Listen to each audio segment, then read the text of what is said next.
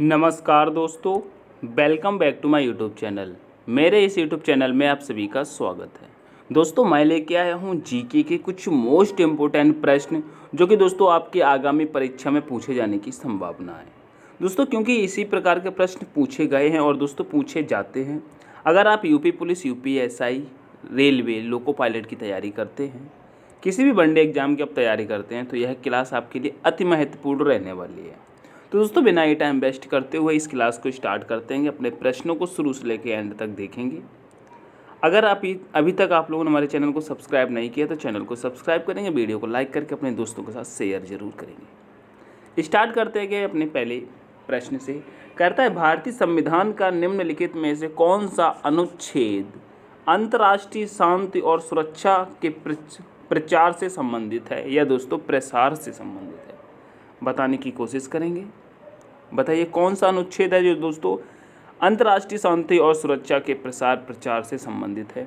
अनुच्छेद 40, अनुच्छेद 47 या अनुच्छेद 51 या अनुच्छेद 43? तो कहेंगे जो शांति और सुरक्षा प्रचार प्रसार से संबंधित है वह दोस्तों अनुच्छेद हमारा हो जाता है 51। कौन सा हो जाता है? 51 हो जाता है। तो ऑप्शन नंबर सी आपका यहाँ पर करेक्ट होगा बिल्कुल। नेक्स्ट प्रश्न की तरफ आगे बढ़ेंगे। नेक्स्ट प्रश्न कहता है दोस्तों, भारत के पड़ोसी देश अफगानिस्तान की राजधानी क्या है? सभी को पता है इसकी राजधानी क्या होगी, बताएंगे। काठमांडू, कंधार, काबुल, कराची? बताएंगे। तो कहेंगे जो अफगानिस्तान की राजधानी हो जाती है दोस्तों वह काबुल हो जाती है। क्या होती है? काबुल हो जाती है। ऑप्शन नंबर सी यहाँ पर करेक्ट हो जाएगा। नेक्स्ट प्रश्न देखेंगे। नेक्स्ट प्रश्न कह रहा है दोस्तों, भूतल पर वह बिंदु जो भूकंप के उद्गम केंद्र के समीपतम होता है क्या कहलाता है? जब दोस्तों भूकंप आता है उसके एकदम समीप होता है केंद्र, उद्गम केंद्र, उसे क्या कहा जाता है? अब केंद्र कहते हैं, मध्य अलंकरण कहते हैं, अर्ध केंद्र कहते हैं या दोस्तों अधिकेंद्र कहते हैं? तो उसे मेरे प्यारे साथियों अधिकेंद्र कहते हैं। क्या कहते हैं? अधिकेंद्र। ऑप्शन नंबर डी यहाँ पर आपका करेक्ट हो जाएगा। नेक्स्ट प्रश्न देखेंगे। नेक्स्ट प्रश्न कह रहा है दोस्तों, किस प्रकार की कृषि में भूमि का उपयोग भोजन व चारे की फसलें उगाने और पशुधन पालन के लिए किया जाता है? दोस्तों, वह किस प्रकार की खेती भूमि है जहाँ पर भोजन व चारे व फसलें उगाने और पशुधन यानी कि जानवरों का पालन पोषण करने के लिए किया जाता है? किस प्रकार की भूमि होती है? मिश्रित कृषि होती है, स्थानांतरित कृषि होती है, रोपड़ कृषि होती है, दोस्तों निर्वाह कृषि होती है। तो कहेंगे जहाँ पर सब कुछ हो जाता है, जहाँ भोजन का भी काम हो रहा है, चारे का भी हो रहा है और पशुधन यानी कि वहाँ पर हम भैंस जानवर जो होते हैं उनको भी चारा दे सकते हैं, चरा सकते हैं, जिनको घुमा सकते हैं, उसे कहते हैं मिश्रित कृषि। क्या कहते हैं? मिश्रित कृषि। ऑप्शन नंबर ए आपका यहाँ पर करेक्ट होगा। नेक्स्ट प्रश्न देखेंगे। नेक्स्ट प्रश्न कह रहा है हक नृत्य किस राज्य से संबंधित है? बताइए, है हक नृत्य किस राज्य से संबंधित है? त्रिपुरा, राजस्थान, सिक्किम, आंध्र प्रदेश? बताने की कोशिश करेंगे। तो कहेंगे यह भैया त्रिपुरा से संबंधित है। कहाँ से संबंधित है? त्रिपुरा से संबंधित है। ऑप्शन नंबर ए करेक्ट हो जाएगा। ठीक है, आगे बढ़ेंगे। राजस्थान से आप लिखेंगे, क्या लिखेंगे दोस्तों? लिखेंगे झूमर। क्या? राजस्थान से लिखेंगे झूमर। झूमर कहाँ का है? राजस्थान का। आंध्र प्रदेश से दोस्तों लिख लेंगे कुचिपुड़ी। ठीक है, याद रखेंगे कुचिपुड़ी। नेक्स्ट प्रश्न देखेंगे। नेक्स्ट प्रश्न कहता है, पीएम पोषण योजना किस मंत्रालय द्वारा लागू की गई है? बताइए। सॉरी, मैं आपको बताऊंगा, यहाँ पर मैंने क्या बताया? राजस्थान का मैंने आपको यहाँ पर झूमर बताया, लेकिन झूमर नहीं होगा दोस्तों, यहाँ पर घूमर होगा। क्या होगा दोस्तों? घूमर। ठीक है, याद रख लेना। नेक्स्ट प्रश्न देखेंगे। कह रहा है दोस्तों, पीएम पोषण योजना किस मंत्रालय द्वारा लागू की गई है? बताइए। पीएम पोषण योजना किस मंत्रालय द्वारा लागू की गई है? महिला और बाल विकास मंत्रालय द्वारा, कृषि और किसान कल्याण द्वारा, शिक्षा मंत्रालय द्वारा, सामाजिक न्याय मंत्रालय द्वारा? बताइए। तो कहेंगे दोस्तों यह जो पीएम पोषण योजना किस मंत्रालय द्वारा लागू की गई है? तो मेरे प्यारे साथियों यह शिक्षा मंत्रालय द्वारा लागू किया। किसके द्वारा? शिक्षा मंत्रालय। ऑप्शन नंबर सी करेक्ट होगा। नेक्स्ट प्रश्न देखेंगे। नेक्स्ट प्रश्न कह रहा है दोस्तों, भारतीय संगीतकार जगजीत सिंह को संगीत की किस शैली के लिए पुनरुद्धार का श्रेय दिया जाता है? दोस्तों जो जगजीत सिंह हैंगे यह किस संगीत शैली से संबंधित हैं बताएंगे? सूफी से, लैटिन से, गज़ल से या दोस्तों जैज से? बताइए किससे हैं? तो कहेंगे भैया यह है गज़ल से। किससे? गज़ल से। ऑप्शन नंबर सी करेक्ट होता है। नेक्स्ट प्रश्न देखेंगे।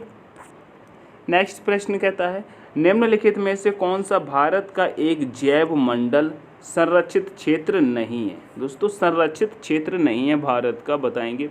गिरवन है, सुंदरबन है, ठंडा रेगिस्तान है या नीलगिरी है? तो कहेंगे भैया सुंदरबन तो है, ठंडा रेगिस्तान भी और नीलगिरी सभी लोग जानते हैं, लेकिन गिरवन हमारे भारत का नहीं है। ऑप्शन नंबर ए आपका करेक्ट हो जाता है। ठीक है, नेक्स्ट प्रश्न देखेंगे। प्रश्न नंबर कहता है, अशोक स्तंभों का मूल उद्देश्य क्या था? दोस्तों जो अशोक के स्तंभ हैं इनका उद्देश्य क्या था? धर्म नीतियों का प्रचार प्रसार करना, सांप्रदायिक अवस्था का प्रचार प्रसार करना, जैन धर्मांतरण का प्रचार प्रसार करना या दोस्तों भेरी घोष का प्रचार प्रसार करना? क्या होगा? तो कहेंगे भैया इसका राइट आंसर हो जाएगा धर्म नीतियों का प्रचार प्रसार करना। ऑप्शन नंबर ए आपका एकदम करेक्ट होता है। नेक्स्ट प्रश्न देखेंगे। कहता है, निम्नलिखित में से किसे कुश्ती के लिए मेजर ध्यानचंद खेल रत्न पुरस्कार 2021 से सम्मानित किया गया था? 2021 में मेजर ध्यानचंद खेल रत्न से किसे सम्मानित किया गया था? सुनील छेत्री को, रवि कुमार को, मनप्रीत को या दोस्तों नीरज चोपड़ा को? तो यहाँ पर कहेंगे भैया रवि कुमार को किया गया था। किसे किया गया था? रवि कुमार को। ऑप्शन नंबर बी आपका करेक्ट होगा। ठीक है, यह कुश्ती से संबंधित है। नेक्स्ट प्रश्न कहता है दोस्तों, निम्नलिखित में से कौन सी पुस्तक इंदु सुंदरेशन द्वारा लिखी गई है? किसके द्वारा लिखी गई है? सुंदरेशन द्वारा लिखी गई है। बताइए इंदु वह है, बताइए किसके द्वारा लिखी? इंदु सुंदरेशन द्वारा लिखी गई कौन सी पुस्तक है? बताने की कोशिश करेंगे। प्रश्न नंबर 11 का बताएंगे, वह जो आपके पास नहीं हो सकता, अजय काली का उदय, गुलाब का पर्व, नागाओं का रहस्य। तो कहेंगे यह गुलाब का पर्व जो है दोस्तों यह इंदु सुंदरेशन द्वारा लिखी गई है। ऑप्शन नंबर सी आपका करेक्ट होगा। नेक्स्ट प्रश्न कह रहा है, निम्नलिखित में से कौन सा कृत्रिम पारितंत्र का एक उदाहरण है? बताइए पारितंत्र का एक उदाहरण है, बताने की बात करेंगे। बताएंगे गूंगो चट्टाने, घास का मैदान, जल जीवशालय या मत्स्यालय रेगिस्तान?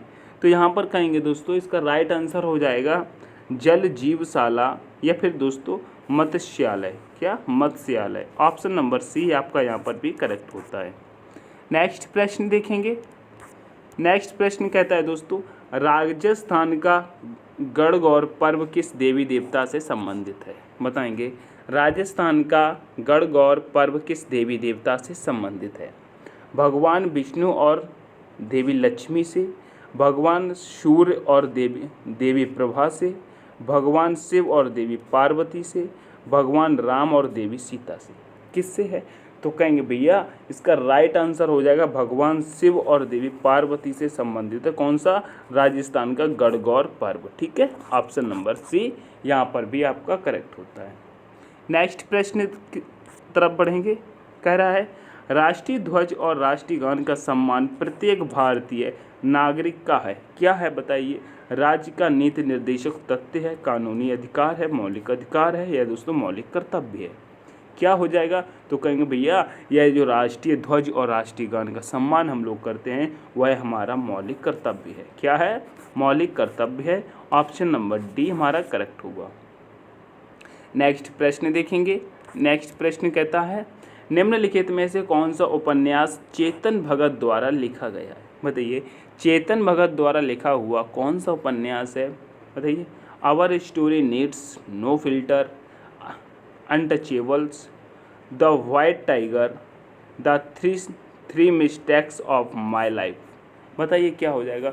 The three mistakes of my life, तो इसका राइट आंसर दोस्तों the 3 mistakes of my life, option number D correct हो जाएगा। जो किसके द्वारा लिखा हुआ उपन्यास है, तो कहेंगे चेतन भगत द्वारा। ठीक है, नेक्स्ट प्रश्न देखेंगे। नेक्स्ट प्रश्न कहता है दोस्तों, भक्ति संत नयनार निम्नलिखित में से किस देवता के भक्त थे? बताइए, भक्ति संत नयनार निम्नलिखित में से किस देवता के भक्त थे? बताएंगे विष्णु के, मुरुगन के, शिव के या इंद्र के? बताइए किसके थे? तो कहेंगे भैया ये शिव के थे। किसके थे? ये शिव भगवान के थे। ठीक है, शिव भगवान के थे। ठीक है, नेक्स्ट प्रश्न कहता है दोस्तों, द इनविजिबल मैन प्रसिद्ध लेखक द्वारा लिखित एक विज्ञान कथा उपन्यास है। क्या कह रहा है? द इनविजिबल मैन प्रसिद्ध लेखक द्वारा लिखित एक विज्ञान कथा है। बताइए, Agatha Christie, Jules Verne, Harvard George Wells की है या दोस्तों विलियम शेक्सपियर की है? बताइए किसकी है? तो कहेंगे ये हार्वर्ड जॉर्ज वेल्स की है। किसकी? Harvard George Wells. Option number C आपका यहाँ पर करेक्ट होगा। किसकी? हार्वर्ड जॉर्ज वेल्स की। नेक्स्ट प्रश्न देखेंगे। नेक्स्ट प्रश्न कहता है, कह रहा है हिंदुस्तान सोशलिस्ट रिपब्लिकन एसोसिएशन की स्थापना किस सन में हुई थी?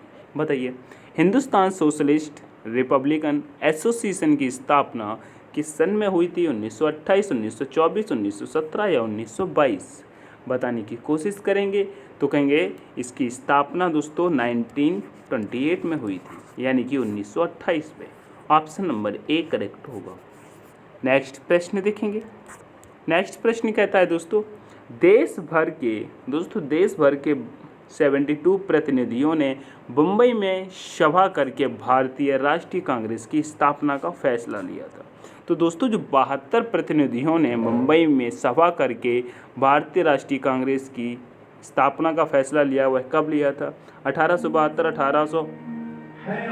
इसका राइट आंसर होगा 1885। ऑप्शन नंबर बी में चले जाएंगे। ठीक है, नेक्स्ट प्रश्न देखेंगे मेरे प्यारे साथियों। नेक्स्ट प्रश्न कह रहा है, इंडो रिपब्लिक से दोहरे कुमान की वाली विशेषता दिल्ली सल्तनत की किस वंश द्वारा की गई थी? तो कहेंगे लोधी वंश द्वारा की गई थी। दोस्तों कुछ टेक्निकल प्रॉब्लम की वजह से इस क्लास को भी यहीं पर बंद कर देते हैं। ठीक है, इस क्लास की वीडियो पसंद आए तो वीडियो को लाइक शेयर सब्सक्राइब जरूर करेंगे। Thanks for watching.